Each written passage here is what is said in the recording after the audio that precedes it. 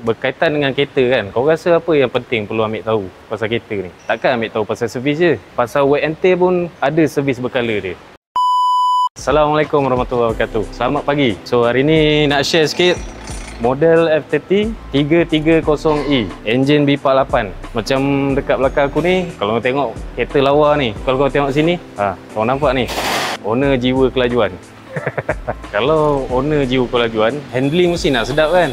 Bila kita nak handling kita sedap, suspension mesti mantap. Abang ni datang dekat Tasmatic, dia datang nak buat checking lah. Isu dia sebab dia dah habis beribu-ribu untuk maintenance kereta dia, tapi isu tak selesai. So bila dia hantar dekat kami, kita check, waktu drive ada bunyi pelik, ada bunyi macam besi patah, bunyi snap macam tu. Setiap kali kita pusing steering ataupun lalu jalan yang tak rata, ada bunyi tu. So bila kita check, sebenarnya masalah dia daripada absorber dia, daripada bearing untuk mounting ni. Kalau tengok patah kan, patah. Tapi benda yang aku nak share, kalau korang tengok, ini absorber cover dan ini dia punya damper.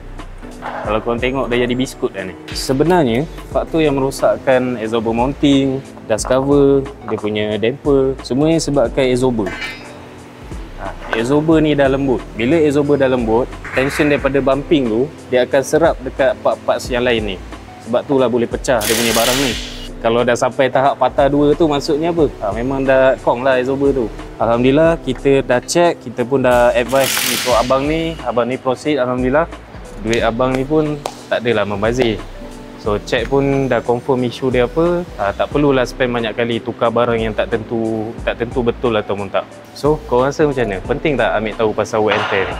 Penting, sebab dia berkaitan dengan pemanduan kita. Kalau korang nak buat check up untuk barang wear and tear ataupun nak buat servis, maintenance, boleh roger kami di Tasmatic Automotive, Seksi 15 Shah Alam. Assalamualaikum.